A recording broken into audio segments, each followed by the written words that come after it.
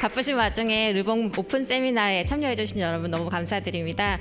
저희는 이번에 2020 부산 일자리 경제과의 지원을 받아서 진행되는 프로그램이고요. 저희 이번이 첫 오픈 세미나입니다. 그래서 11월 6일 금요일 그리고 11월 13일 금요일 이렇게 2회 진행이 될 예정이고요. 요새 이제 개인의 퍼스널 브랜딩이 가장 중요해지는 시대이잖아요. 그래서 퍼스널 브랜딩이 어떤 것인지 알아보고 나의 경쟁력을 찾아보는 시간이 되었으면 좋겠다라는 생각이 들어서 여러분 모두 오늘 인사이트를 얻어가실 수 있는 귀중한 시간이 되었으면 좋겠습니다. 그리고 저희 오늘 첫 번째 강의를 열어주실 분은 이제 죄송합니다. 아티스트 브랜딩 그룹의 브랜티스트의 이제 현대 작가로 계신 얄님이 진행을 해주시게 되셨습니다. 얄 작가님 소개해드리겠습니다. 반갑습니다.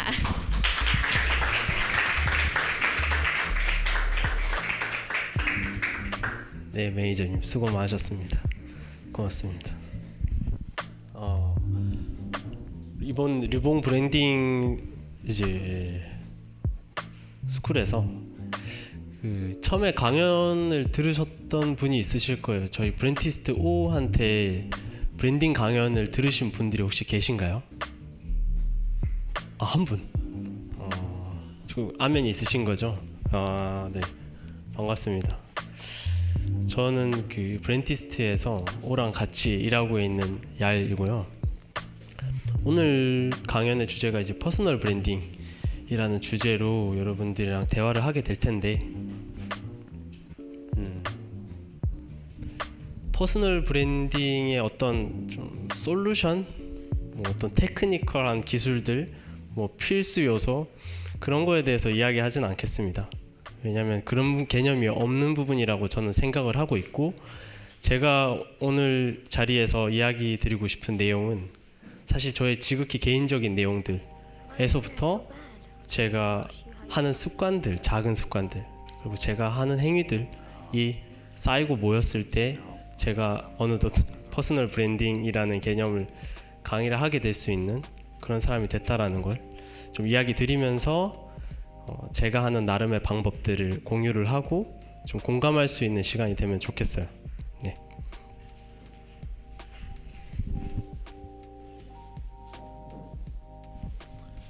오늘 강연은 1부, 2부로 좀 나누어 봤습니다. 1부에서 저에 대해서 좀 소개를 할 거고요. 그리고 제가 저에 대한 소개가 의미가 있어야겠죠. 그래서 제가 어떤 관점을 가지고 얄이라는 사람의 관점이, 얄이라는 사람의 태도가 어떤 식으로 세상을 바라보는데 방법이 되고, 또 그거를 또 표현했을 때 어떤 식으로 표현했는지, 그리고 그 1부에서 저에 대해서 알게 되시면 2부에서는 제가 어떻게 또 브랜드를 만들어내는지, 그래서 굳이 1부에서 제가 아니더라도 각자 지금 오신 분들께서 자기 모습을 상상을 하면서 나라면은 이렇게 바라보지 않을까, 나라면은 이렇게 행동하지 않았을까 라는 거를 상상을 하면서 2부에서 브랜딩을 했을 때 예시를 제가 들면서 말씀을 드리게 될 텐데, 그때 나는 이렇게 할 수 있겠다, 그런 상상을 같이 해주시면 좋을 것 같아요. 그래서 중간중간에 질문이나 이런 것들도 말씀하시고 싶은 게 있으시면 같이 이야기 나누면 좋겠습니다.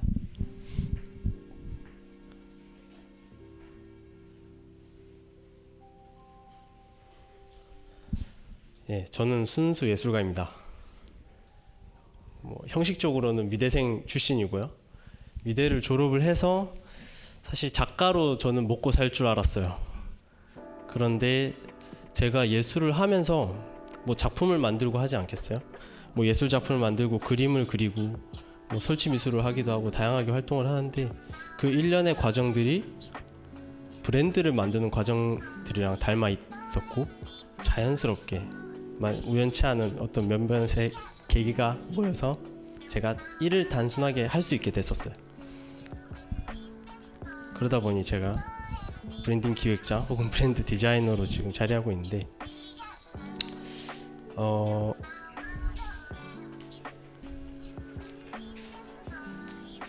제가 이름을 얄이라고 소개를 드렸어요. 전 지금 얄이라는 이름으로 활동을 하고 있고, 밑에 I'm you all 이런 식으로 저를 소개하기도 합니다. 제 나름 슬로건이라고 뽑아본 문장인데요. 저는 얄입니다의 소개와 동시에 I'm you all 당신들 모두입니다 라고 소개를 하고 있어요. 이 말은 조금 어려울 수도 있는 부분인데 전 이렇게 해석하고 있어요. 제가 얄이라는 단 한 명의 삶을 살고 있지만은 여러분들이 이 현대를 같이 살아가고 있는 여러분들이 공감할 수 있는 삶을 살고 있지 않을까? 내가 느끼는 것을 옆에 분도 느끼실 거고 내가 보고 내가 충격받은 것도 충분히 옆에 있는 사람들도 다 같이 충격받을 일이 아닌가? 그런 생각을 하면서 저는 모두의 삶을 살고 있다라는 생각으로 작품으로 풀어내고 있어요. 네, 그래서 제가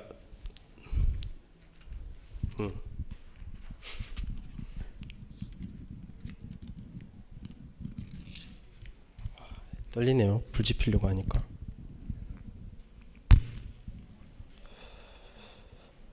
경보기 안 울리죠 여기?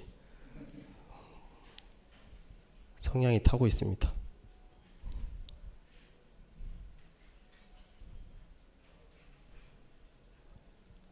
보이시나요?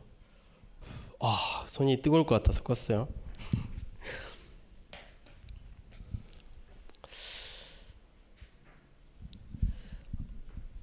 제가 그러면 얄이라는 사람이 이게 제가 이 삶에 대해서 어떻게 생각하고 있는지 삶에 대해서 좀 이야기를 해보자면은 제가 성냥을 꺼내서 이야기를 하곤 하는데요. 방금 이 성냥이 타는 시간이 불과 한 6초? 7초 정도 지났어요. 이 강연 1시간 30분에 비해서는 굉장히 짧은 시간이죠. 저는 제 삶도 이 성냥 하나랑 같다라고 생각을 했어요. 인류 전체의 역사에서 생각을 해봤을 때 얄이라는 사람의 삶은 이 성냥처럼 굉장히 상대적으로 짧을 것이고 이 성냥이 잠깐 타올랐던 온도, 그 불빛을 기억하는 분들은 시간이 지나면 다 사라지겠죠. 지금 이미 벌써 이 성냥이 타는 모습을 까먹으신 분들도 있을 거예요. 그렇게 제가 인생이 짧다라고 저는 생각을 해요. 그래서 이 성냥처럼 사람들이 저 이외에도 다른 분들도 비슷한 수명으로 살고 있기 때문에 사람들은 저마다 자기의 성냥의 불씨가 어떤 모습이었는지 혹은 어떤 향을 피웠는지 얼마나 따뜻했는지를 사람들한테 기억시키거나 혹은 표현하거나 읽혀지기 위해서 부단히 노력을 하고 있다라고 생각해요. 다양한 이유가 있겠죠. 그래서 성냥이 타는 모습을 사진으로 남길 수도 있을 것이고 영상으로 찍어서 남길 수도 있고 혹은 이 다 타는 성냥을 박물관에 보관을 해서 박제를 시킬 수도 있고 혹은 다 타서 없어지기 전에 내 불씨를 다른 성냥에 옮겨서 꺼지지 않는 불씨를 만들기도 하겠죠. 사람도 똑같다라고 생각해요. 비유해서 생각을 해보자면 네, 좀 내려놓고 불편하네요. 저희가 성냥의 비유를 했던 것처럼 삶이 짧다라는 얘기예요. 쉽게 얘기를 하자면, 말씀드리자면. 그렇기 때문에 저는 이렇게 강연 나와서 얘기를 하는 것도 사람들이랑 만나서 대화를 하는 것도 이렇게 6, 7초짜리에 타는 불장난이라고 생각을 해요. 재밌기도 하고 흥미진진하기도 한데 위험할 수도 있고 실수를 했다가는 누군가 다칠 수도 있는 그런 불장난인 거죠. 그래서 저는 삶을 통틀어서 이런 성냥 하나에 불장난을 하고 있다. 어떻게 될지 모르고 뭐든지 재밌게 해도 되겠다. 장난이라고 표현했던 것처럼. 그래서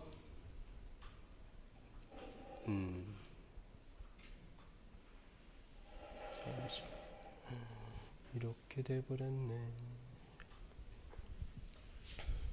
그래서 저희 작품은 설명하기를 오줌쌀 두려움을 무릅쓰고 즐기는 불장난의 자네라고 생각을 해요. 불장난을 하고 나니까 그을음 몇 개 남는 거죠. 그런 그을음들이나 잿가루들이 저는 제가 만든 작품들이라고 생각을 하고 있어요. 그래서 이런 생각을 해보면 또 재밌잖아요. 또 성냥으로 개념도 나왔고 어떤 인생관도 한번 설립을 해봤겠다. 전에 제가 어떤 오케스트라 극단의 어떤 브랜드의 시각화를 위해서 제가 이미지를 개발해야 될 필요가 있었는데 그 이미지를 제가 이런 식으로 성냥으로 표현을 해서 오케스트라의 그 웅장함을 제가 그려보려고 했어요. 굉장히 수많은 영혼들이 어떤 하나의 목표를 향해서 조화롭게 합창하는 모습을 좀 연상하면서 이렇게 표현해보기도 하고, 제가 생각했던 개념을 좀 더 확실하게 사람들이랑 체험할 수 없을까? 공감을 할 수 없을까? 하는 생각으로 좀 더 크게 만들어 봤어요. 240여 개 이상이었던 것 같은데 240개 넘는 그 공사장에서 쓰이는 강목들을 제가 모아다가 불에다 다 태웠어요. 성냥처럼. 그리고 이 태운 나무들을 미술관 안에다가 방처럼 만들었어요.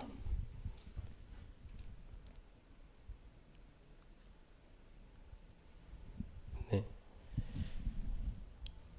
그래서 이 개념이 결국에는 이렇게 하는 이유는 제가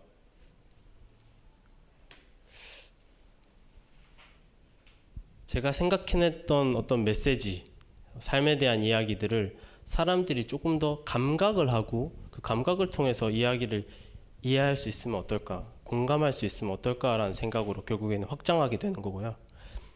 이 확장하면서 또 개념이 더 구체적이어졌어요. 구체적인 상이 나왔으니까 구체적인 생각도 드는 거죠. 깁니다. 일축해서 이야기를 하자면 제가 예술가로서 살아가는 삶들이 이 성냥을 계속 부단히 태우는 것을 바라보는 일이라고 생각했어요. 그러니까 이게 어떤 의미가 있을지도 모르고 어떤 결과가 있을지도 모르면서 부단히 태우기를 기다리는 거죠. 불안하기도 해요. 다 타버릴 것 같고, 다 타버려서 없어지면 어떡하지? 이거 타는 게 아무 의미가 없으면 어떡하지? 그 생각을 하면서 실제로 제가 불안해하면서 이 작품을 준비를 했어요. 이게 실제로 돈이 될까 이런 생각도 하겠죠.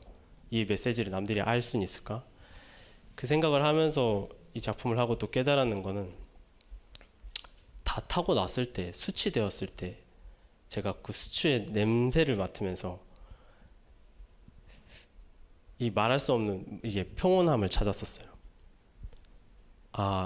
이게 사람으로 비유를 하자면 내가 가지고 있던 어떤 걱정, 불안, 그리고 생각, 깨달음, 이 모든 것들이 다 타고났을 때 비로소 숯이 되어서, 숯 같은 사람이 되어서 다른 사람들한테 은은하고 편안하고 묵직한 사람이 될 수 있겠구나, 혹은 말 한마디를 건넬 수 있는 그런 존재가 될 수 있겠구나라는 어떤 저만의 깨달음을 얻은 거죠. 작품이라는 그 프레임만 사람들이 뭔가 관람한다라고 느꼈어요. 과연 이 작품이라는 게 사람을 통해서 나왔다라는 거는 사람들이 인지하고 있을까?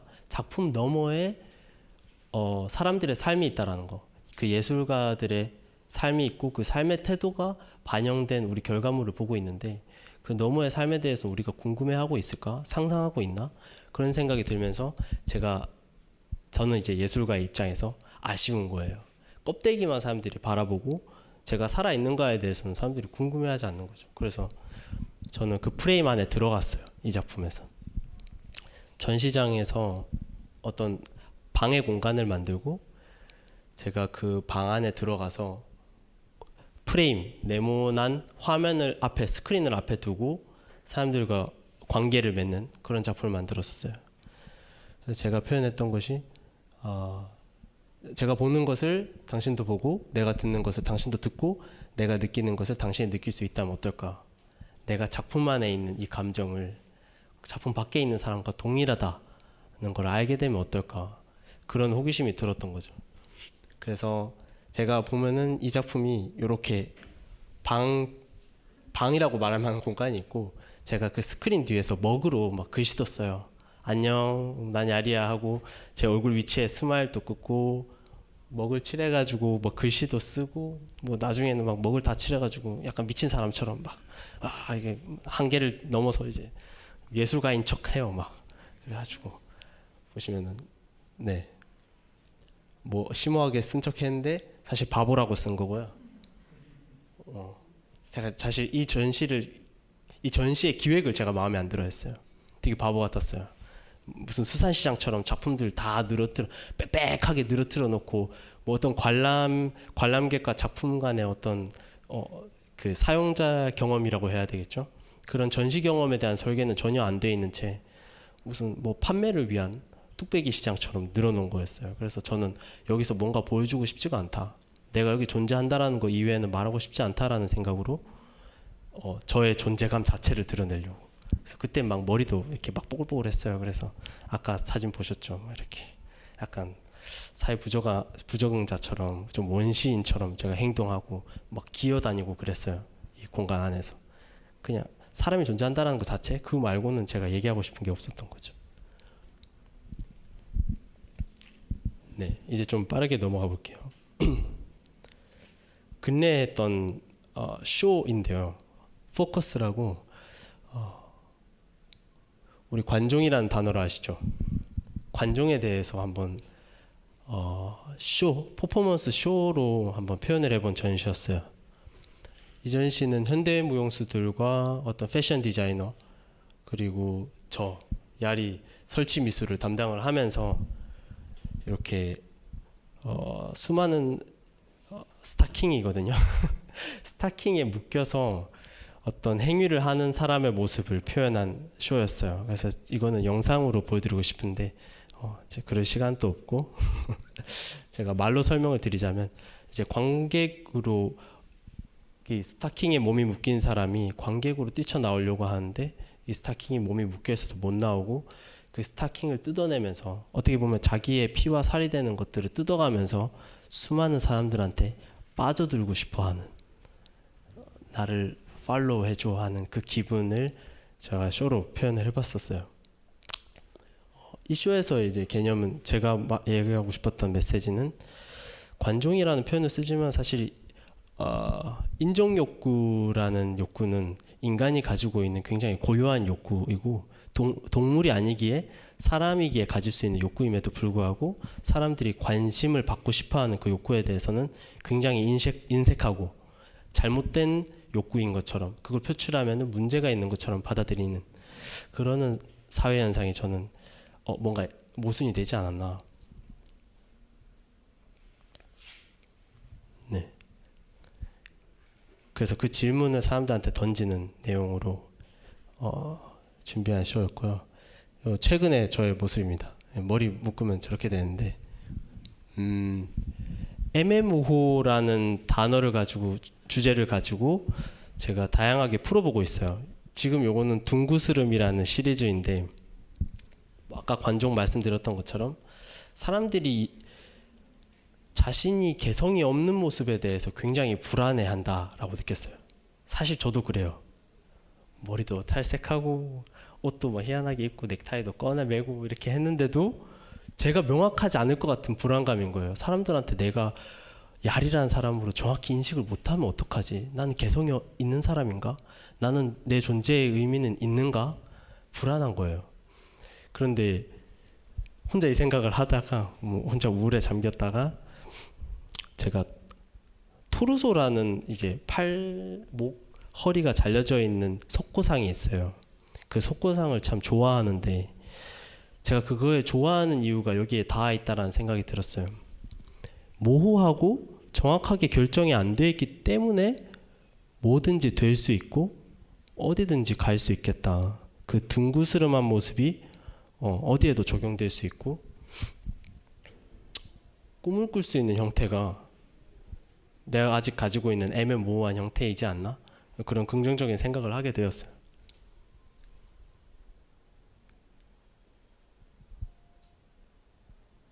그래서 버려질 법한 물건들이었어요. 이 원형 테이블도 저희 사무실에 있던 건데 제가 버리기에는 뭔가 아깝더라고요.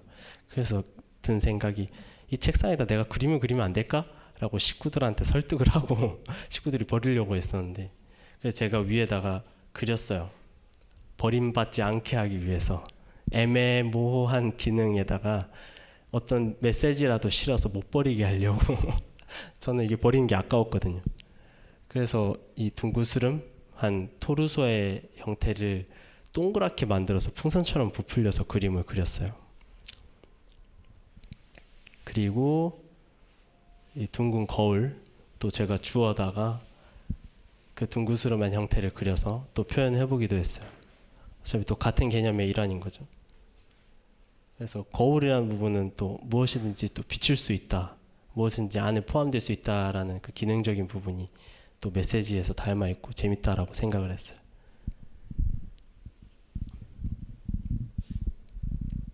네, 여기까지. 약간 축소해 줄 수 있어요? 네, 지금까지 제가 제 작품을 쭉 나열해 가지고 한번 설명을 해봤어요. 뭐 대강 뭐 맥락을 이해를 하셨겠지만은 저는 되게 사소하고 별거 아닌 단어나 현상들을 보고 좀 과대 해석을 하고 상상을 하고, 그리고 제가 가지고 있던 생각이 또 남들도 공감할 만한 생각이야라는 자신감을 가지고 좀 저질러 버리는 편이에요. 그게 그냥 예술이라는 형식을 띄었을 뿐이고요. 그러면서 저는 제가 가지고 있는 이런 세상을 보는 관점과 태도들이 이걸 텍스트나 사진으로도 계속 표현할 수 있겠다, 이런 생각이 들어서 제 인스타그램 계정 중에 튜닝 포인트라는 계정이 있어요. 터닝 포인트를 제가 바꿔서 말한 건데, 무언가를 교정을 해서 사고가 변환되는 지점을 만들어 볼까? 이건 간단한 메시지입니다.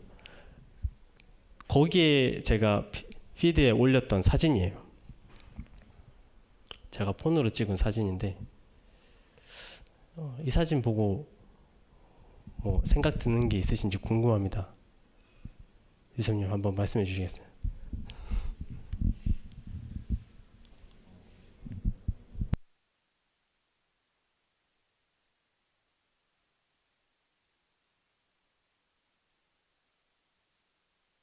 냉면이 중요하다. 누구한테 있어서? 자기한테 있어서. 운전수 말씀하시는 거죠?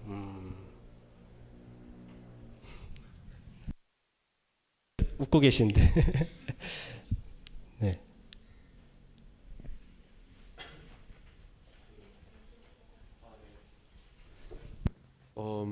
배달되지 않던 맛집까지 사고 나면, 그 맛집이라는 맛집을 사고 나면은 냉면을 먼저 구해주세요. 약간 말도 안 되는 거긴 하지만, 네네. 맛집이라는 이 집이 배달되지 않는 거잖아요.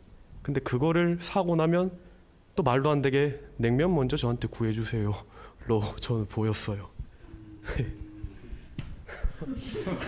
네.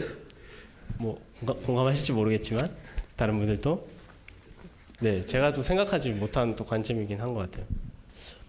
방금 두 분 말씀처럼 같은 사진을 보고도 다르게 또 해석하고 받아들여요. 왜냐하면 관점이 다르기 때문이겠죠. 저는 이걸 보고 멈췄어요. 저희 집 앞에 섰던 오토바이였어요. 딱 뒤에서 들어가는데 답답한 거예요. 저는 이게 괜히 좀 진지해졌나 싶었는데 저는 되게 재미없는 농담처럼 느꼈어요. 어떻게 이런 농담을 할 수가 있지? 우리가 뭐 사고 나면 아이 먼저 구해주세요, 뭐 그런 메시지를 붙이는 것들이 익숙해졌어요. 근데 그거를 유머 삼아서 이렇게 썼는데 마치 그 배달의 민족에서 할 만한 마케팅 방법 같은 느낌인데, 저는 뭔가 잘못 차용해 왔다라는 생각이 들어요. 그 방법론을. 어떻게 이렇게 냉면을 사람 목숨보다 더 중요하게 말하는 그 농담을, 심지어 오토바이 기사가 우리가 어떤 사회에서 어떤 맥락 안에 있는지 뻔히 알면서도 이거를 쓰고 이렇게 다니시는 것들이 조금 아무도 누가 재밌을까, 아니면 어떤 의미가 있을까 했을 때 재미도 없고 의미도 없는 이 농담은 저는 메시지가 좀 불편하다, 그거에 대해서 우리가 웃어야 할 필요가 있을까, 그런 생각이 들어서 한번 찍어서 텍스트를 남겨봤었고요. 다음 문제. 그 마이크를 가져가셨죠?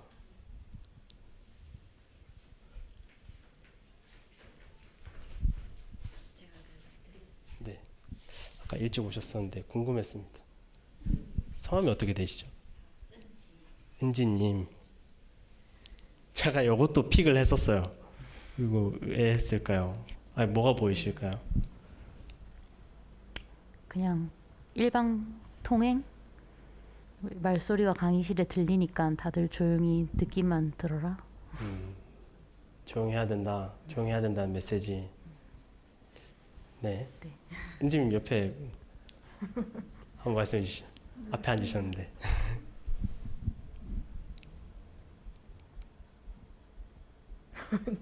아 생각이 안 나실까요? 뒤에 한번 주시겠어요? 네네네.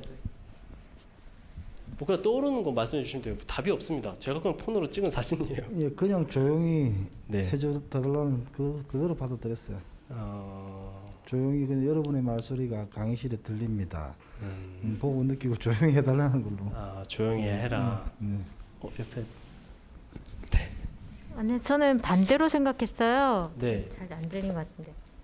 네 되고 여러분의 말소리가 강의실에 들립니다. 조용히 하세요라는 거는 좀 네. 모순된다 생각해요. 강의실에는 그 반대로 말소리가 많아야 되고 의견들이 많이 모아져야 된다고 저는 생각해요. 네, 그렇게 받아들였어요. 예. 보수적인 교육 환경에 대한 불편한 감정이 관점으로 드러났습니다. 저도 엄청 공감해요. 네. 네. 제가 느꼈는 거는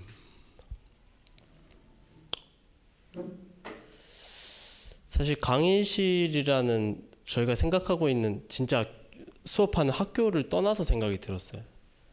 강의실의 개념이 무엇인가, 무엇을 배우는 공간인데, 근데 강의실을 떠나서도 저희는 배우고 있잖아요. 사람들과의 대화에서, 아니면 회사 직원과, 아니면 혹은 친구들과의 뭐 다툼과 대화와 화해에서 많은 것들을 배우고 가르치고 있는데, 사람들이 강의실을 벗어났을 때는 이 부분에 대해서 지각을 잘 못한다라고 생각이 들었어요. 그러니까 사실 뭐 막말한다 그 얘기예요. 너무 쉽게 얘기하고 듣는 사람이 배우고 있을 거라고 생각을 잘 못할 경우에는 본인이 하는 발언이 어떤 발언인가에 대해서 생각을 잘 못하는. 그래서 저는 듣고자 하는 사람, 듣는 사람이 배우고자 하면 제자고, 말하는 사람이 듣는 사람이 배우고자 한다는 걸 알고 있으면 스승이다. 그래서 저는 그 두 개의 태도를 갖고 있을 때 제자가 되기도 하고 스승이 되기도 한다라는 생각이 들었어요. 그래서 제가 조용히, 이거는 사실 어떤 기사를 보고 나서 그 감정에서 이 관점이 생겼었던 건데, 말을 잘 해야 되지 않을까, 누군가 배우지 않을까, 혹은 나도 이 말을 뱉고 다시 배우지 않을까, 그 생각을 좀 하면서 발언을 해야 된다. 조용히 하면 안 되겠죠. 그래도 네, 말씀하신 것처럼 누구든지 발언할 기회는 있어야 됩니다.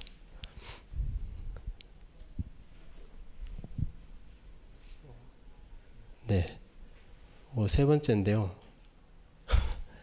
요거는 테트리스죠. 요건 제가 그냥 얘기를 해볼게요. 여기 연남동 거리의 바닥에 실제로 있는 바닥의 블럭이에요. 볼 때마다 귀여워가지고 쳐다보는데 꼭 맞춰서 잘 넣어놨죠. 누가 넣었는지 모르겠어요. 타일을 어떻게 저렇게 벽돌이랑 똑같은 크기를 가져와서 붙여놨는지. 근데 너무 티가 나는 거예요. 꼭 맞는데. 그래서 저는 이 사회생활을 하면서 느낀 건데, 제가 사람들한테 되게 잘 맞춰주는 사람이라고 생각을 해요. 꼭 맞춰줘요. 아주 자연스럽게, 아무 문제도 없었던 것처럼. 근데 맞추고 나니까 남은 모를 수 있는데 저는 티가 나더라고요. 저 블럭처럼 보이는 거예요. 제 마음에서 내가 이 부분에서 굉장히 다른 마음을 가지고 있는데 맞췄다, 계속 인지되는 거예요. 그런 것들이. 그래서 이 블럭 봤을 때 뭔가 그런 제 관점이 확 떠올라서 이것도 한번 픽을 해봤었습니다. 책인데요, 태도가 작품이 될 때라는 제목의 책이에요. 고맙습니다. 그 박보나 작가, 이분 또 저처럼 예술을 하시는 분인데, 이분이 쓴 책인데, 이 책을 제가 추천해드리려고 그냥 보여드리는 거예요. 제가 돈 받은 건 아니고요. 저도 영감을 많이 받았어요. 제가 가지고 있었던 작품에 대한 태도를 제목에서 저는 다 표현하셨다라는 생각이 들었어요. 어떻게 바라보고 그리고 그 바라보는 거를 본인의 태도로 어떻게 적용시키냐에 따라서 그 모습들이 저의 포지션이라고 볼 수 있겠죠. 저의 현주소가 그대로 그냥 말하고 싶어서 말할 때 그게 작품이 되고 사업이 되고 취미가 될 수도 있고 혹은 관계에서의 대화가 될 수 있다라는 생각에서 좀 제가 일부에서 말씀드렸던 통틀어서 말씀드렸던 내용 어떤 관점을 갖는 것 그리고 어떤 대상을 관찰하고 분석하는 데 있어서 자기 태도를 가지고 그 현상들을 바라보는 방법들 그런 것에서 좀 도움이 될 수 있을 것 같아서 제가 1부에서의 마지막은 좀 책을 추천해 드리는 걸로 이렇게 정리를 해봤습니다. 제가 5분을 쉬려고 했는데 시간이 많이 없겠죠. 10분 정도 쉬어도 괜찮은지. 5분만 쉬겠습니다. 네.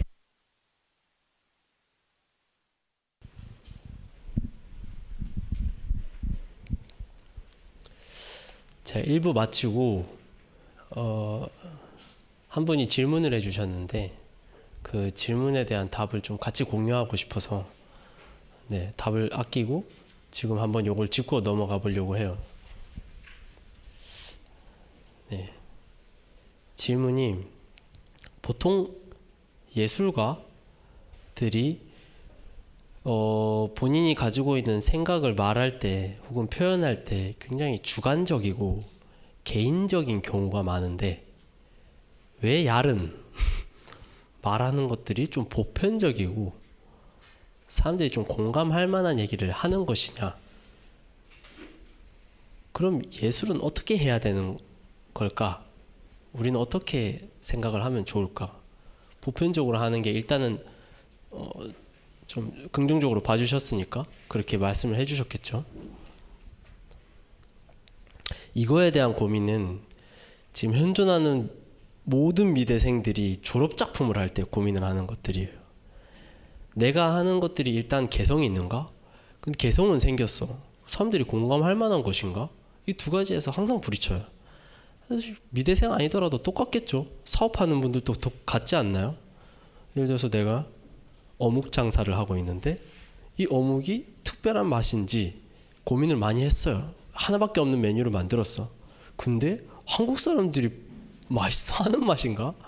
이거에 대해서 도저히 또 어려운 거죠. 그러면 이거를 맞추다 보면은 또 개성이 없어져서 메뉴가 또 일반적이지고 또 보편 또 이제 특징을 가져가다 보면 한국 사람들이 딱히 안 좋아하는 맛이 나와버리기도 하고. 저도 이 고민을 지금도 해요.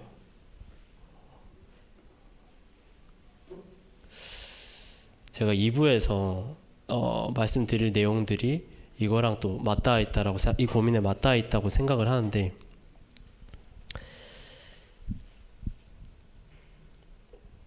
제가 관점을 가지고 어떤 대상을 현상들을 바라보고 느끼는 것들을 얘기했던 것처럼 본인이 뭘 느끼고 있는가가 일단은 1차적으로는 중요해요. 그 부분이 개성이라고 표현을 하는데 저는 이걸 이제 아이덴티티에서부터 녹아 나왔다라고 얘기를 해요. 본인의 아이덴티티가 은근슬쩍 발휘될 수 있는 부분이에요. 직관적인 본인의 판단, 어떤 현상이나 대화나 뭐 사건들을 봤을 때 순간 딱 떠오르는 내가 하고 싶은 그 문장이 있을 거예요. 혹은 텍스트가 아닐 수도 있어요. 감정일 수도 있어요. 근데 그런 것들이 가장 중요하고 그 직관적인 감정이나 어떤 판단들이 지금 이 사회에 반영됐을 때 어떨까를 상상하는 게 난 중요하다고 생각해요. 거기서 보편성이 결국 빚어진다고 생각하는데 본인 생각이 전부가 아니라 본인 생각을 어떻게 하면 사람들한테 공감할 수 있을까? 좀 머리 아플 수 있는 질문이기도 한데 그 질문을 할 때 본인이 처음에 떠올랐던 어떤 직관적인 판단에 힘이 생긴다라고 생각을 해요. 근데 사람들이 판단까지는 좋아요. 판단까지 좋은 분들이 있어요.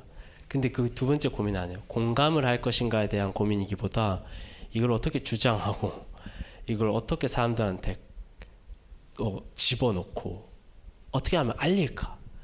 어떻게 하면 홍보를 하지? 어떻게 하면 마케팅이 잘 되지?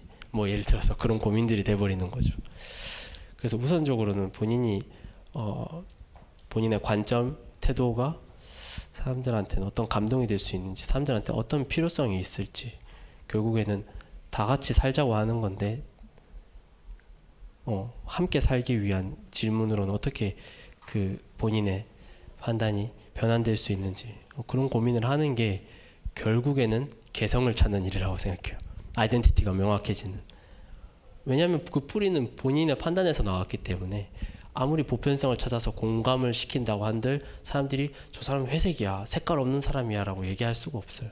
그런 걱정은 별로 생각보다 안 해도 된다라는 거죠.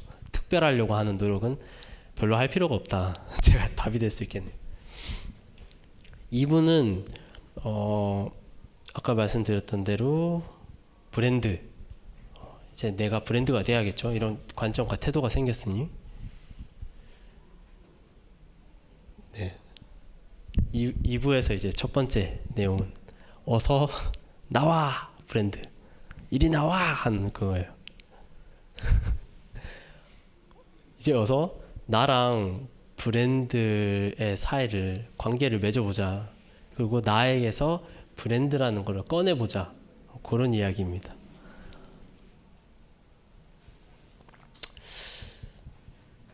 저의 이야기를 들려드렸으니까 2부에서는 만약에 야리 브랜드를 만든다면, 저의 브랜드를 만든다면은 그 과정을 한번 보여드리면 좋겠다라는 생각을 했어요.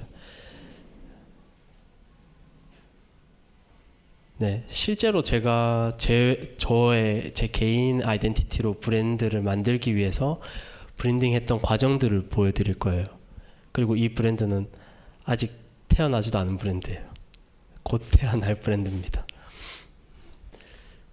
일단 단순하게 욕구, 막연하게 드는 생각, 진심으로 살고 싶다. 거짓말하고 살고 싶지가 않은 거예요. 떳떳하고 싶어요. 그 생각을 해요, 저는. 그리고 매력적으로 살고 싶다. 튀고 싶은 거예요, 아무래도. 제가 약간 무대 체질이거든요. 그래가지고 사람들이 날 보고 매력적이다. 저 사람 좀 괜찮다. 저 사람이랑 얘기하면 좋겠다. 근데 저 사람 만나보니까 또 진심이다. 뭐 이렇게 살고 싶은 거예요.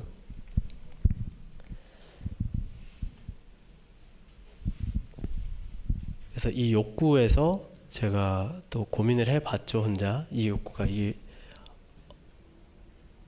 어떻게, 왜 발현될까, 그리고 어떨 때 발현될까 했을 때 디스커버리, 발견을 했어요. 저한테서 발견해낸 것. 매력 있다. 요즘 사람들이 매력 있다라고 표현하기를 지금 2020년에 매력 있는 사람들의 공통적인 특징은 자기다운 사람들이라고 얘기할 수 있을 것 같아요. 뭐 나이키 광고나 아디다스 광고도 막 나오는 모델들 보면은 굉장히 자기다움을 꽉 차고 있는 그런 사람들이 모델로 많이 나와요. 뭐 셀럽들이죠, 대부분. 근데 그런 셀럽들은 왜 매력이 있을까? 왜 이렇게 인기가 많고 브랜드에서 너나 할 것 없이 모델로 쓰고 싶어 하지? 그 사람들의 공통점을 제 나름 판단하기를 진솔함이라고 생각했어요. 그 사람들은 하고 싶은 얘기를 해요. 최근에 매력 있는 사람이라고는 제시가 있을 수 있겠죠. 물론 호불호가 갈릴 수 있겠는데, 제시 같은 경우에 가지고 있는 주무기가 굉장히 간단해요. 진솔함, 솔직함, 다들 느낄 만한 감정을 그대로 표출하고, 다들 느낄 만한 불편함을 폭로하고, 다들 어려워하고 모를 만한 것들은 나 몰라요 이렇게 얘기를 해버리고, 그런 진솔함, 솔직함이 사람들한테 재밌는 거예요. 와닿는 거죠. 그게 저는 제시가 가지고 있는 매력이라고 생각이 들었어요. 결국에는 진솔함, 솔직함이 매력이다. 매력 있으려면 진솔해야 된다. 이런 문장으로 제가 정리를 해봤어요. 그래서 이거를 제가 저의 관점으로 제가 글로 한번 풀었어요. 필로소피, 야의 철학이라고 볼 수 있겠죠. 진실은 드러난다. 관계에 있어 진심은 본질이며 본질은 직관적으로 느낄 수 있다. 진실한 관계는 서로가 진심을 느낄 수 있어야 한다. 그럼 진심은 어떻게 주고받을 수 있을까? 진심은 크고 거창한 것이 아니다. 언제나 작은 디테일에서 발견할 수 있다. 바짓단과 신발 사이 은근히 드러나는 양말처럼. 양말 브랜드입니다. 갑자기 양말이 됐어요. 왜냐면 양말은 제가 좀 좋아해요. 옷 입을 때 있어서 양말에서 포인트 주는 욕심이 굉장히 있더라고요. 그래서 양말들이 너무 독특하고 색깔이 다양하다 보니까 오히려 옷 입기 불편할 지경이 돼버렸어요. 좀 기본적인 양말도 있어야 되는데 다 막 알록달록하고 막 색깔 막 있고 그림 그려져 있고 보이십니까? 최근에 요가를 해서 이 양말처럼 양말을 신을 때만큼은 제가 진짜 좋아하는 색이나 형태 뭐 이런 것들을 초이스를 하더라고요. 왜냐하면 아무리 이 자극이 있어도 뭐 색깔이 드러나는 거더라도 티가 별로 안 나니까. 그러니까 양말만큼은 내가 빨간색 좋아하면 빨간색 화끈하게 신고 뭐 옷은 그냥 검은색으로 무던하게 입는다든지. 그래서 이 부분에 있어서 양말 신는 걸 좋아하는 사람들이라면 좀 공감할 수 있을 것 같다는 생각이 들었어요. 그래서 나 양말도 좋아하고 양말을 표현하는 데 있어서 이런 포인트가 될 거라는 것도 공감한다면은 내가 양말 장사를 해도 되겠다 이 생각을 한 거죠. 그런데 아까 말씀드렸던 대로 진심을 양말에 비유해서 표현해 보자면 진심을 막연하게 사람 만나자마자 본인 진심을 막 다 얘기해요. 사랑해요. 마음에 들었어요. 연락할까요? 자주 보시죠. 나랑 성격 맞는 것 같은데? 엔다고 진심이 느껴질까요? 다 진심일 수도 있어요. 이렇게 드러내기보다는 편안한 대화, 일상 속에서 대화 속에서 소중하게 꺼낼 때, 물론 사람마다 이 포인트는 다를 수 있는데 옷이 대부분 보일 수 있지만 양말이 살짝 드러나는 것처럼 말을 했을 때 그때 사람들이 진심이라는 거를 눈치를 딱 채요. 그래서 저는 진심은 항상 직관적이고 또렷하다라고 생각을 해요. 많이 드러낼 필요가 없다라는 거죠. 수많은 말 중에 한마디만 하더라도 그 진심은 드러난다. 그래서 저는 이제 진실은 드러난다 라는 문장으로 표현을 했어요. 그래서 제가 양말에 대한 이야기를 사실 하려고 했는데 앞에 계신 분들이 양말을 다 안 신었어요. 그래서 네, 그죠? 발목 양말 신으시고 그렇죠? 다 이게 페이크 삭스 신으시고 흰색 양말 신으시고 그렇네요. 보여주시죠. 네. 좀 예쁘네요. 네, 연보라빛의 오렌지 포인트가 아주 매력적입니다. 네, 고맙습니다. 로고까지 만들었어요. 이름 브랜드 네이밍은 진신입니다. 진신은 진심을 신습니다. 진심을 매력적으로 드러내고 사람들과 진실로 신나는 관계를 맺을 수 있는 신을 만듭니다. 모두가 진심을 신고 가벼운 발걸음으로 집을 나서는 그날까지. 이게 완성된 카피는 아니에요. 제가 지금 쓰고 있는 글인데 부끄럽게도 보여드렸어요. 진신이라고 쓴 거는 참진자에서 가지고 왔어요. 신은 말 그대로 신입니다. 발에다가 무언가를 걸쳐서 다치지 않거나 걸음걸이를 편안하게 만들어주는 모든 물건들을 신이라고 일컫는데 참된 신이다. 양말이라고 부르기 싫더라고요. 뭔가 양말 자체가 양자가 어디서 왔겠어요. 순수 한국어라고 표현을 안 하고 있는 거거든요. 그래서 뭔가 그냥 우리 거 없을까? 내 거 없을까? 그냥 이 생각을 하다가 아예 이름을 새로 명칭을 한 거죠. 그래서 진신이라고 했을 때 잘못 들으면 진심으로 들리잖아요. 그게 좋았어요. 그래서 제가 이제 표현을 하는 게 진심을 신는다. 우리가 양말에서 포인트로 내가 좋아하는 취향을 드러내는 것처럼 우리 진심을 그렇게 좀 표현하고 은근히 드러내면서 사람들과 또 솔직한 관계를 맺어 나가면 어떨까 그런 생각을 했어요. 그래서 지금 요 부적처럼 보이는 게 로고인데 이게 참진자 아시죠? 한문. 그 한문의 형태에서 제가 양말 모양으로 변환해서 그린 겁니다. 이거 위에 부숫자에다가 몸에다가 한 분 아시는지 모르겠네요. 요즘 한 분은 공부 잘 안 하시니까 다들. 네. 아버님은 아실 것 같은데. 네. 아 그렇죠. 소주가 역시 소주를 마셔야 하나 봅니다. 네. 요렇게 로고까지 나왔어요. 까지 나오면 사실 브랜드가 된 거예요. 이제 중요한 거는 이 브랜드가 사람들이 브랜드로 인지하는가가 또 중요하겠죠. 만들어내는 것까지는 뭐 이렇게 재밌게 소꿉장 나듯이 혼자 만들면 되는 거예요. 로고도 그려보고 디자인도 해보고 본인 디자인 못하면 뭐 의뢰도 해보고 하겠죠. 그런 식으로 브랜드를 만들고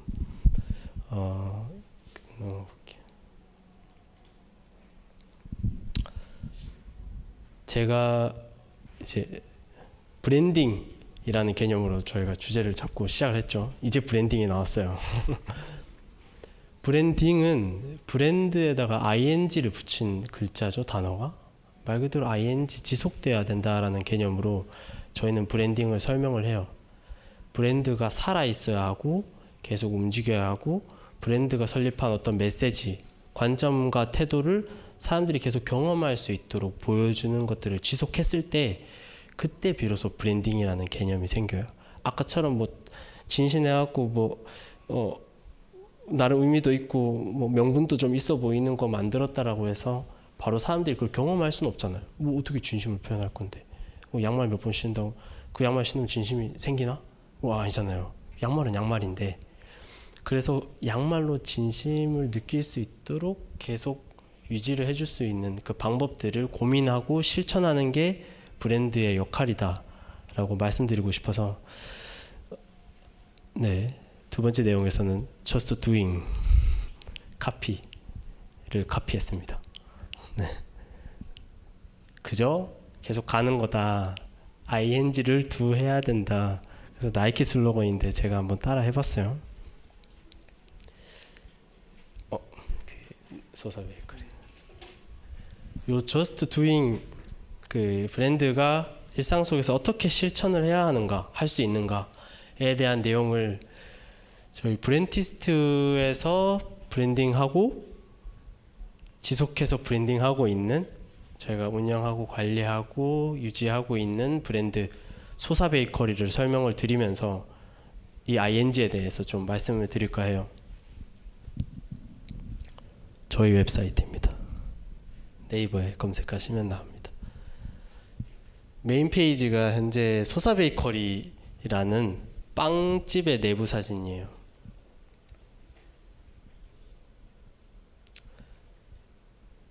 부산에 있는 부산대 앞에 부산대와 장전역 쪽 사이에 있는 길목에 있는 빵집 브랜드이고요. 저희가 아까 보여드렸던 것처럼 브랜드에 대한 연구부터 시작을 해서 우리가 어떤 빵집을 만들고 싶은지 어떤 메시지를 주면 좋을지 그리고 이거 이름을 뭘로 정할지 그래픽은 어떻게 할지 인테리어는 어떻게 할지 다 저희가 고민을 해서 만들었던 정말 0부터 100까지 만들어낸 브랜드예요. 소사 베이커리는 좀 요약을 해서 말씀드리자면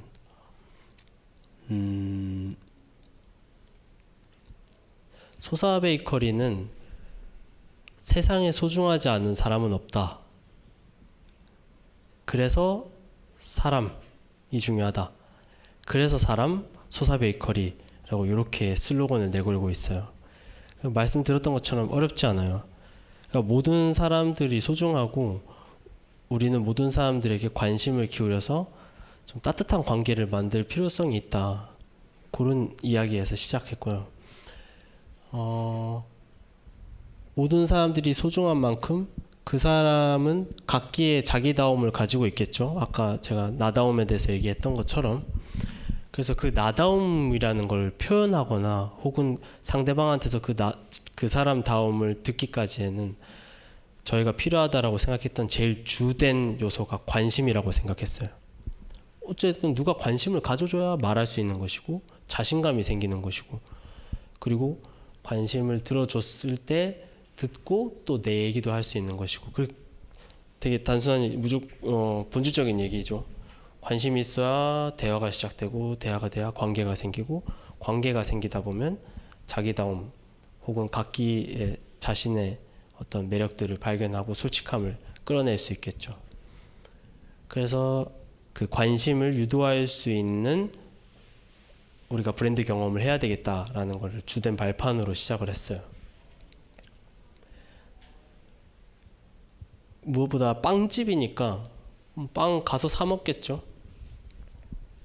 그 빵을 파는 공간이 저희들한테는 제일 큰 숙제였어요. 여기 와서 빵을 사 먹는다라는 걸 어떤 개념으로 만들면 좋을까 했을 때 사람들이 빵 속으로 들어가서 빵을 먹으면 어떨까? 빵 속을 상상했을 때 뭔가 따뜻하고 부드럽잖아요. 빵 속으로 들어가서 빵을 먹으면 좋겠다. 따뜻하고 포근하고 안정감이 들지 않을까? 그런 좀 귀여운 생각에서 실제로 저희 인테리어 아까 보셨겠지만은 모서리가 없이 모든 빵 공간을 빵처럼 둥글게 만들고 조명이 눈에 하나도 보이지가 않아요. 빵구멍처럼 구멍을 다 내고 그 구멍 사이사이에서 빛이 들어오도록 설계를 했어요. 그래서 내가 빵 안에 있고 밖에서부터의 어떤 빛들이 이 빵 사이로 비집고 오는 그런 경험을 만들어 본 거죠. 요거는 저희가 로고가 만들어지는 과정을 영상으로 표현을 했었는데요. 두 사람이 있고 두 사람이 있는 공간을 보이죠? 빵 반죽에서 두 사람이 만들어지고 그리고 그 두 사람이 있는 공간이 멀리서 봤을 때 빵 아니더라. 어떤 약간 창세기에서 시작된 것처럼 사람을 어떤 지점토로 빚어진 것처럼 저희가 스토리텔링을 했어요. 이렇게 우리는 빵 만들어지듯이 만들어져서 로고가 그래서 보시면 두 사람이 따뜻한 동굴 안에 있다 라는 모습으로 로고를 표현을 했어요. 로고 만드는 과정들이 이렇게 표현되기도 했고요. 그래서 아까 제가 필로소피로 정의를 내렸던 것처럼 이 소사베이커리라는 브랜드에는 그만의 철학이 있어요. 소사베이커리는 모두에게 익숙한 빵이라는 소재로 사람들에게 다가갑니다. 건강한 재료를 사용하여 투박하지만 속이 편안한 자연스럽고 꾸밈없는 빵을 만듭니다. 단순히 빵을 만드는 일을 넘어 우리의 자연스러운 모습을 발견할 수 있는 밀업, 만남의 문화를 운영합니다. 소모임, 강연, 공연 등 새로운 만남이 이어지는 공간이죠. 세상에 소중하지 않은 사람은 없다는 마음가짐으로 고소한 세상을 그립니다. 그래서 이 브랜드에서는 빵을 만들어서 파는 것도 사람들에게는 중요한 역할이겠지만 이 공간에서 사람들이 지속적으로 서로에 대한 관심을 붓고 그리고 사람들과 사람들이 만나서 서로를 알게 되고 그리고 그 부산에 있는 작은 지역이겠지만 당장은 거기 있는 사람들이 서로 다 알게 되면서 자기답게 살아갈 수 있는 환경을 만들면 어떨까 그런 목표로 브랜드가 만들어졌어요. 그래서 아까 그 빵 속에 들어가는 경험들을 표현하기 위해서 저희가 그래픽에서도 빵 메뉴나 인스타그램 피드에 올리는 사진들을 이렇게 동글 형태로 그리고 알록달록하게 사람들이 어렵다라고 생각하지 않을 만큼의 굉장히 쉬운 형태들로 표현을 많이 했어요. 모임들의 포스터를 하기도 했고 처음에 저희 소사베이커리의 시각화 연구를 위해서 제가 빵을 잘라갖고 물감 묻혀서 찍어보기도 하고 빵의 어떤 고유한 형태를 어떻게 말할 수 있을까? 우리는 최대한 담백하고 고소한 사람 브랜드 빵집으로 보이고 싶은데 그 모습을 어떻게 표현하면 좋을까 하면서 표현을 하기도 했고 아까 보여드렸던 사진 속의 인테리어를 시작하기 전의 주택의 모습입니다. 저희가 빵을 먹는 경험을 사람이랑 만나는 경험과 동일하다라고 생각을 하고 이렇게 시작을 했을 때 우리가 어떤 곳에 빵집을 차려야 할까 할 때는 빵의 겉모습을 봤을 때는 투박하고 굉장히 단순하게 생겼어요. 친근하게 생겼다라고 볼 수도 있겠죠. 그런데 그 빵을 열었을 때는 그 투박하고 단순한 모습 속에서 좀 따뜻하고 부드러운 마음이 열어 나온다고 생각을 했어요. 그 빵을 먹는 것처럼 인테리어 공간에서도 외부에서는 주택의 모습으로 우리가 친근하고 편안하고 어떻게 보면 좀 단조롭게 느낄 수 있는 집의 형태에서 들어갔을 때는 생각지 못한 빵의 부드러운 내부의 모습들이 드러나는 그런 인테리어를 그리게 된 거죠.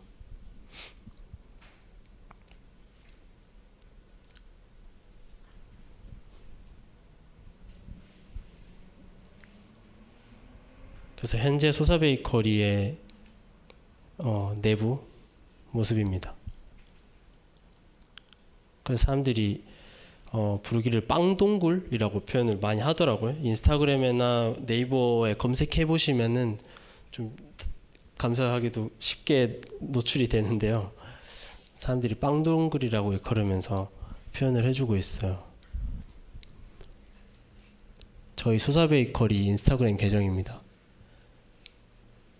사실 이 계정이 정말 중요한 역할을 하는데요. 제가 ing에 대해서 설명하자면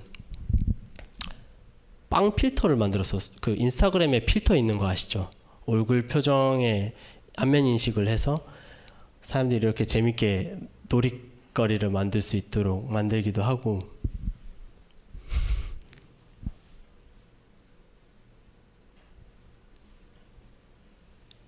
이런 것들은 뭐 빵 먹는 거랑 무슨 상관이 있을까 생각할 수도 있어요.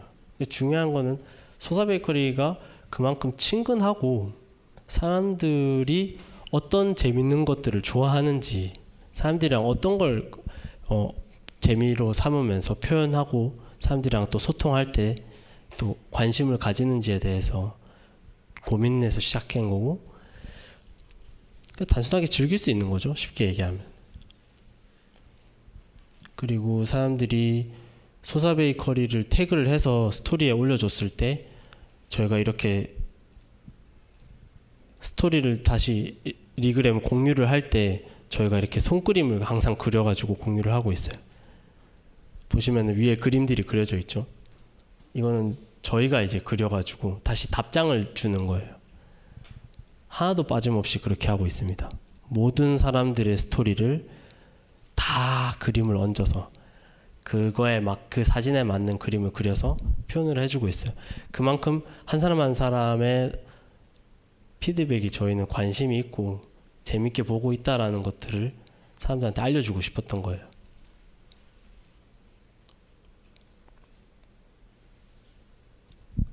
그리고 이벤트를 하게 됐어요. 빵도둑 챌린지인데 저희 소사 베이커리 앞에 담장 앞에서 이렇게 빵봉투를 소사 베이커리에서 산 빵봉투를 들고 도망가는 것처럼 사실 뭐 장발장처럼 빵 들고 도망가는 것 같은 연출샷을 찍어서 사람들한테 좀 재밌게 이 도망가는 사진을 친구들끼리 해서 찍고 그걸 공유를 했을 때 저희가 추첨을 통해서 빵을 나눠주기도 하고 어떤 소사 베이커리에서 줄 수 있는 좀 귀여운 혜택들을 전하기도 했었어요. 그래서 사람들이 이렇게 빵을 들고 점프를 하면서 도망가는 모습들을 올려줬어요.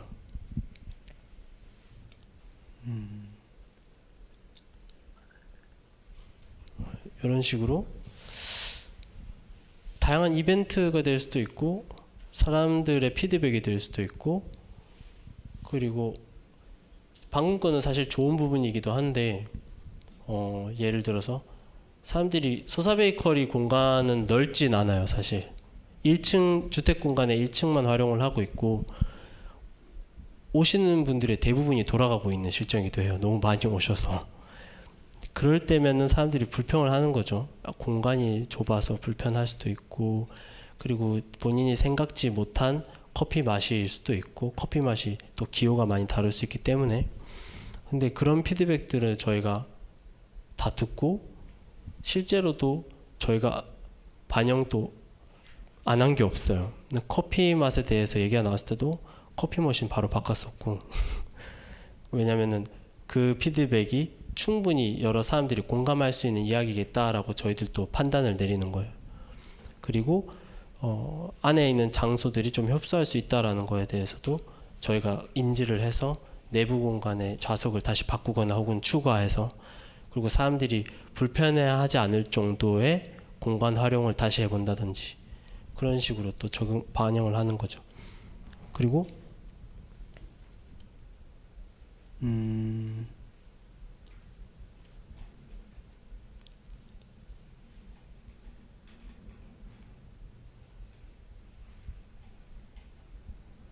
네.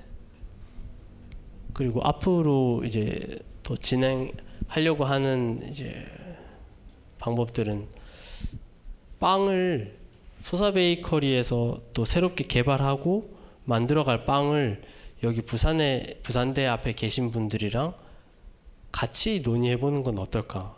여기에 계신 분들이 먹고 싶어하는 빵을 또 만들어보는 건 어떨까라는 생각을 해서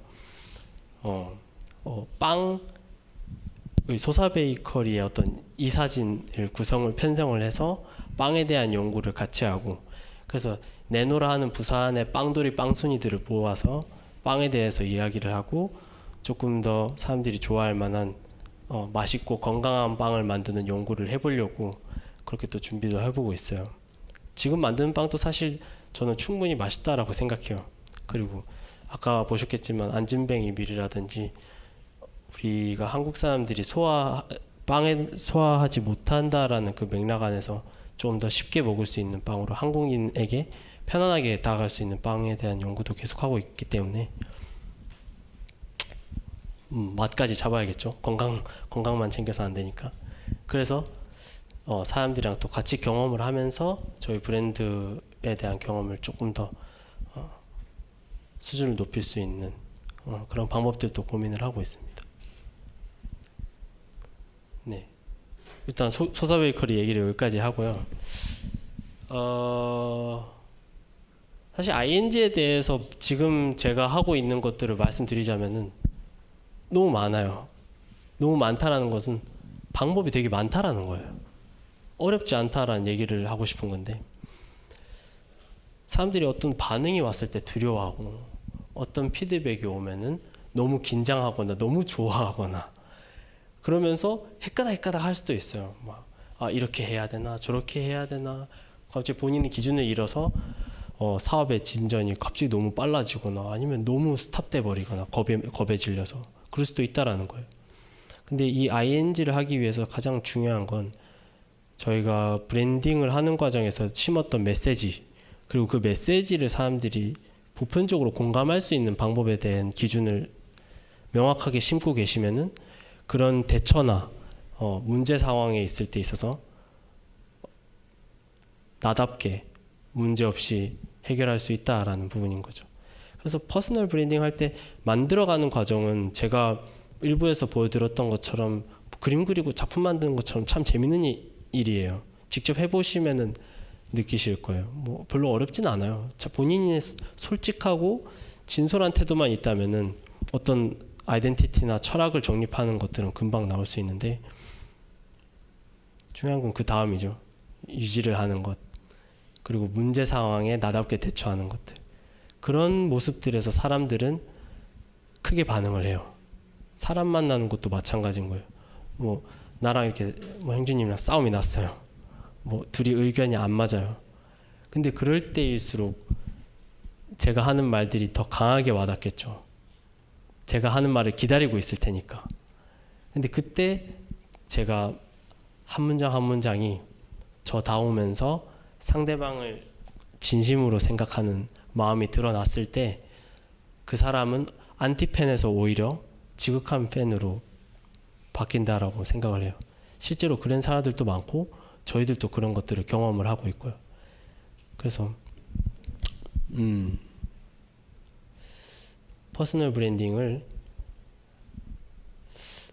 어떤 유익한 방법이 있다라기보다 자기다운 관점, 태도를 가지고 유지할 수 있는가에 대한 질문을 본인 스스로 해보면은 저는 그 브랜딩이 이미 되고 있는 거라고 생각을 합니다. 네. 저 강의는 여기까지 정리를 하겠고요. 혹시 질문이나 궁금한 것들 있으시면은 강연에 대해서 궁금하거나 아니면 그냥 강연 상관없이 나 이거는 답답해서 물어보고 싶었다 뭐 이런 것들 있으시면은 말씀해 주시면 감사하겠습니다. 네. 네, 그 얄님의 본명이 궁금해요. 네? 본명이 궁금해요. 저의 본명이요? 네, 왜 궁금할까요? 얄이라는 그 I'm you all이라는 그 문장을 이제 의미를 가지고 얄로 만들어 주셨는데 원래 본인의 고유한 이름이 있잖아요. 그래서 원래 얄님의 그 본명이 좀 궁금했어요. 거기서 고유하다라는 거는 어떤 의미일까요? 원래 이름? 유일하다. 원래 다른 이름? 네 원래 이름. 네, 법적으로 정의되어 있는 원래. 아 네네 맞아요. 주민등록상의 아 이름. 맞아요. 그게 고유하다라고 표현하시겠죠? 그죠? 네 맞아요. 저는 이름을 바꿔 쓰는 이유가 뭐 가족들 사랑합니다. 네, 김해 김씨고요. 김씨 집안 사랑합니다. 그걸 떠나서 이름을 바꾼 이유는 고유하다라고 생각을 안 했어요. 왜냐하면 제 이름은 제가 태어나기 전에 지어진 이름이었어요. 아직 이 착상도 일어나기 전에 제 이름은 지어져 있었어요. 어떻게 내가 어떤 아이덴티티를 가지고 살아갈 줄 알고 어떻게 이름이 먼저 나올 수가 있지? 그 생각이 드는 거예요. 근데 제가 태어나고 나서 할머니랑 어머니께서 저를 불러주셨던 이름이 있어요. 이걸 말하게 될 줄 몰랐는데, 네. 그게 얄이었어요. 야라 이렇게 그냥 제가 얄쌍하게 생겼고 얄라리하게 생긴 거고요. 그래서 얄라리 하면서 강아지 이름 부르듯이 귀엽게 불러줬던 이름이 야리였어요. 야리. 근데 제가 그 이름을 제 고유한 이름이라고 생각했어요. 나를 가장 관심 있게 바라본 이름이었고 내가 태어났음을 사랑스럽게 느껴준 분들이 나한테 불러줬던 이름이었어요. 할머니, 어머니께서. 그래서 저는 고유한 이름이다. 내가 들었을 때 가장 애정어린 이름이다. 그래서 얄이라는 네이밍을 하게 됐어요. 그리고 나서 이제 의미부여를 해서 찾아간 거죠. 얄이라는 단어를 쓰다 보니까 you all이라는 슬랭인 거예요. 그래서 내가 아이덴티티에 대한 접근, 세상에 대한 세계관이 여기서 닮아 있구나 해서 또 발견을 하고 그걸 다시 정립을 하면서 I'm your이라는 슬로건이 또 생기게 된 거였어요. 네. 됐나요, 답변? 네. 네. 본명은 얘기 안 했습니다. 그래서 네. 얄이라고 불러주셔도 됩니다. 네. 그 정체성 말씀을 하셨는데 이제 그 공감이 되는 사람들한테 좀 어느 정도 공감이 되는 것들을 하나의 뭐 브랜딩 할 때 정체성으로 삼아야 된다고 말씀하셨는데 네. 그런 어떤 공감대가 이 정도면 사람들이 좋아하겠다 뭐 그런 것들을 찾아내는 어떤 기준이라든가 그런 것들이 있으신지 좀 궁금합니다. 어떻게 본인이 느끼는 게 공감할 수 있는 얘기인가 그 판단의 기준 네. 어떻게 세울지 내가 무슨 말을 했을 때 공감이 되겠다.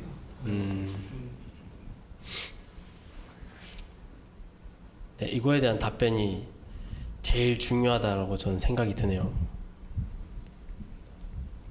사람들이랑 대화를 많이 나눠야 돼요.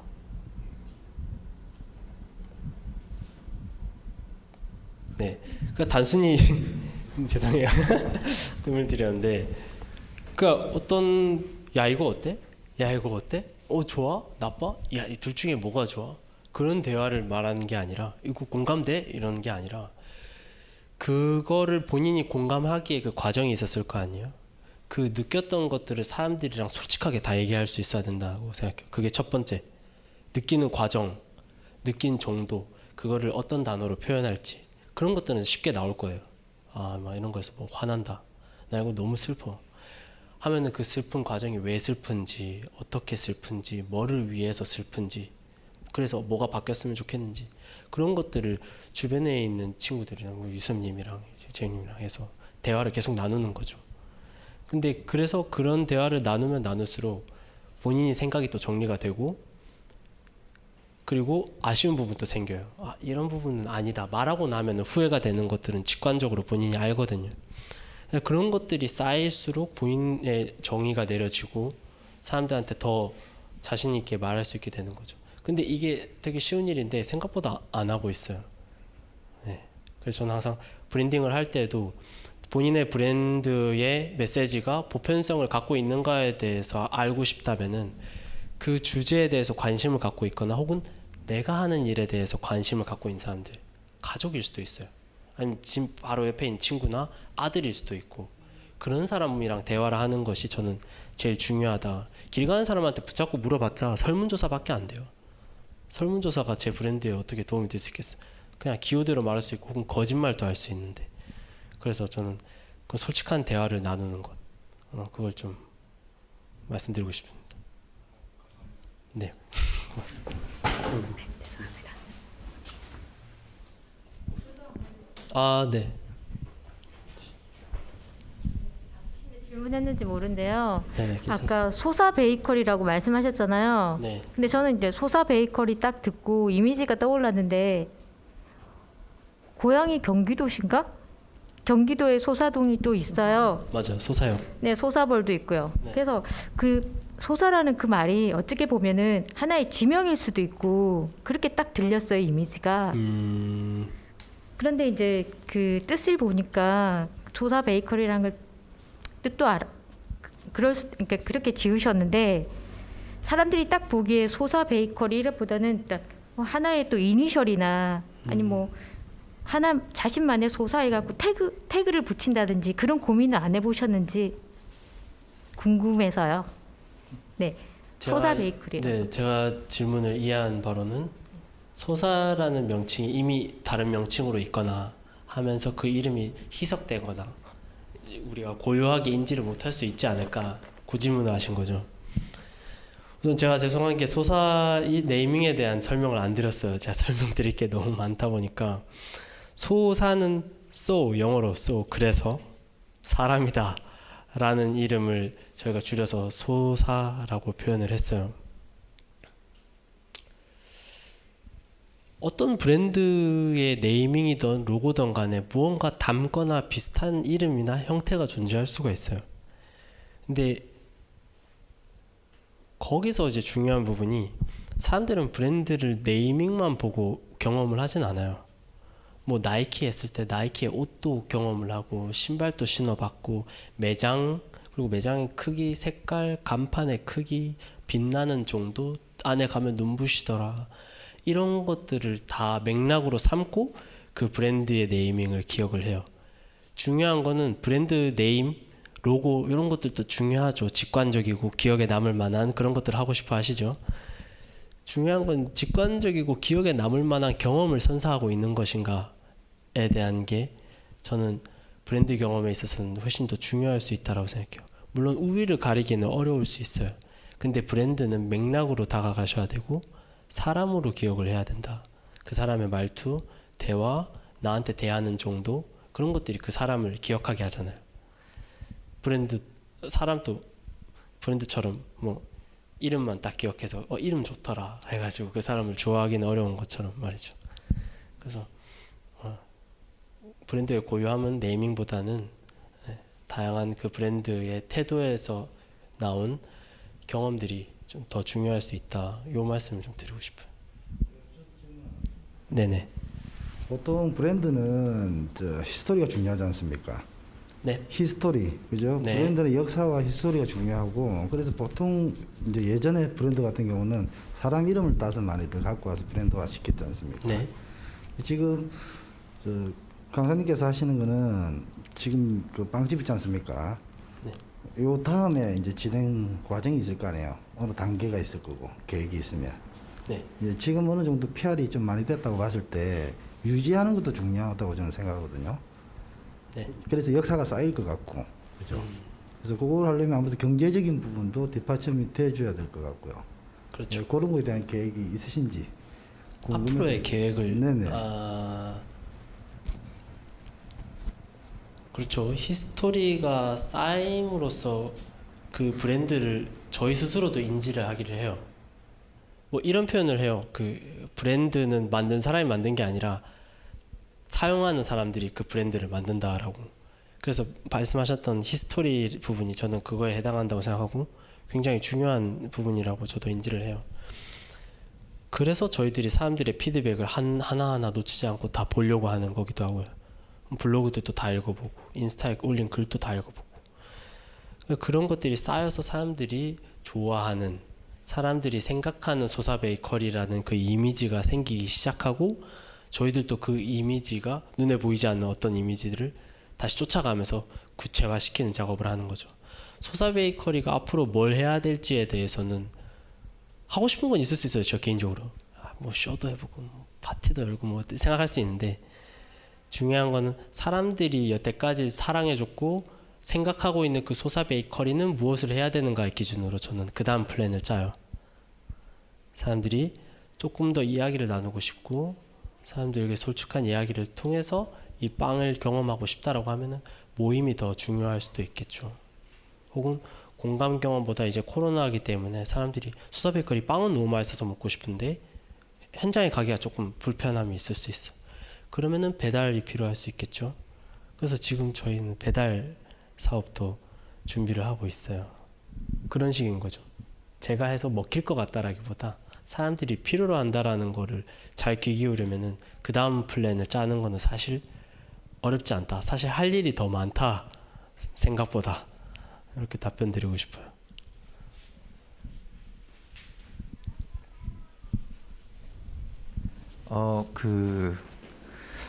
뭐 여기 계신 분들이 창업하시는 분들일 수도 있고 뭐 회사원인 분들이 있을 수도 있는데 아까 말씀하신 개성과 어떤 공감대 사이에서 많이 뭐 어떤 직업이든 다 고민을 할 것 같아요. 그 밸런스 잡기가 굉장히 어려운데 이제 이알린 같은 경우에는 그런 밸런스를 또 잘 잡아 이제 강의를 들으면서 잘 잡아가고 있다는 생각도 들고 또 그런 밸런스를 잘 잡아가는 사람들과 함께 한다는 생각이 많이 드는데 실제로 그렇게 이제 뭐 팀워크이든 뭐 이렇게 어떤 프로젝트를 해 나간다고 했을 때 아니면은 전체적인 삶에서 그런 것들을 녹여서 살아간다고 했을 때 그 느낌이 굉장히 궁금하거든요. 예. 좀 추상적인 것 같은데 제가 일하는 느낌이 어떠냐고요? 일하는 느낌뿐만 아니라 네, 뭐. 이제 삶 속에서도 느껴가는 그런 것들 되게 궁금합니다. 오, 질문이 신선하네요. 처음 들어봤는데 근래에는 뭐 근래가 중요하겠죠.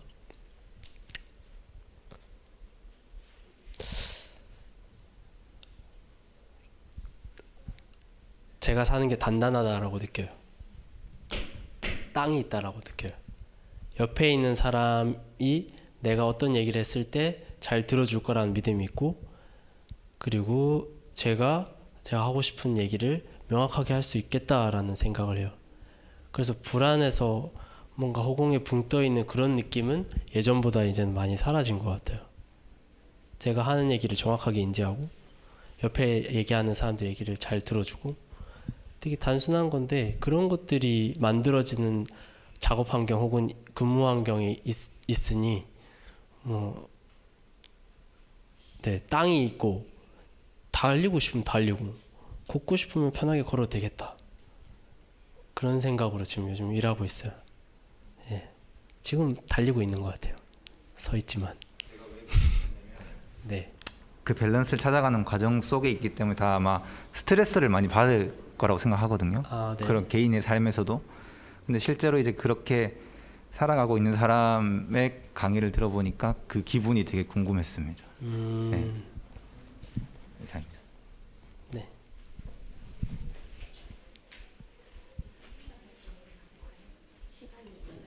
네네네. 궁금하신 점 있으신 분은 한 번 더 질문 받겠습니다.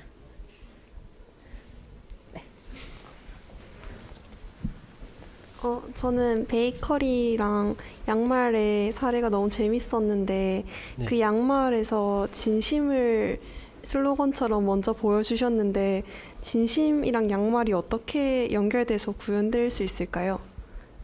그러니까 네. 소비자가 느끼기에요. 네, 그거는 영업 기밀입니다. 그러면 그게 실제 그렇지 않더라도 그런 프로세스를 어떻게 겪었는지 그런 게 궁금합니다. 네, 미리 말씀을 드리면 양말을 어필을 안 할 생각이에요. 양말을 신는 사람을 어필할 생각이에요. 누가 매력적인가? 그 사람은 진심을 어떻게 표현하고 사람들이랑 소통하는 방법을 어떻게 가져가는가에 대한 이야기를 전하는 브랜드가 되고 싶어요. 그리고 그런 사람들이 제가 실제로 관계를 맺고 싶고요. 제가 아까 말씀드렸죠. 매력적으로 살고 싶고 매력적인 사람 만나고 싶거든요. 그리고 진심을 다한 사람이랑 관계하고 싶어요. 그런 사람들을 찾아다닐 생각이었어요. 그리고 그 사람들이랑 얘기도 하고 친해지고 진심도 신겨보고 사진도 찍고 놀아보고 그런 사진들로 사람들이랑 또 이야기할 수도 있고 그리고 네 발로 인사하는 제스처들도 한번 사진으로 표현을 해볼 때 이 브랜드를 전개할 때 해보면 어떨까. 사람들이랑 관계 맺고 좀 장난스럽기도 하고 저는 좀 장난스러운 거 좀 좋아하거든요. 그래서 뭐 발 인사라든지 네, 이런 아이디어들이 사실 아이디어는 여러 가지 많아요. 뭐부터 전개하고 뭘 좋아할지가 좀 중요하겠죠. 사람들이랑 소통을 할 때. 네, 그런 식으로 좀 생각하고 있어요. 어떻게 보면 정리하자면은 아까 말씀드렸던 대로 진심을 대하는 방법에 대해서 고민을 하지 이 양말이 얼마나 늘어나고 뭐 나일론이 얼마나 들어가 있고 그런 거에 대해서 얘기하고 싶지는 않은 거죠. 근데 물론 그만큼 저희 브랜드를 메시지가 좋은 만큼 제품의 질도 물론 좋아야 되겠죠. 그건 저는 너무 당연한 거라고 봐요. 뭐 실력파 가수 뭐 이런 거 요리파 요리사 이런 건 저는 웃기다고 생각하거든요.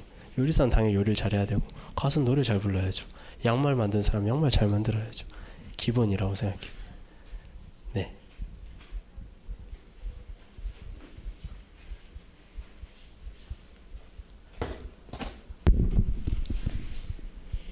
저희 강의 예정되어 있는 시간은 8시까지여서요. 저희 오늘 질문 여기까지 받겠습니다. 오늘 퍼스널 브랜딩에 대해서 말씀해 주신 야일 강사님께 다시 한번 박수 한번 부탁드립니다. 감사합니다. 고맙습니다. 저희 이 강의는 온라인으로도 진행이 되어서요. 저희 나중에 삼진이음 인스타그램을 보시면은 이제 오늘 강의 했던 것들을 이제 저희 유튜브 채널에도 올려서 다시 보기를 하실 수 있게 되어 있을 거예요. 아마 다음 주쯤에 가능할 것 같은데 이제 필요하신 분들은 다시 보기 이용해 주시면 감사드리겠습니다. 오늘 정말 수고 많으셨습니다. 감사합니다.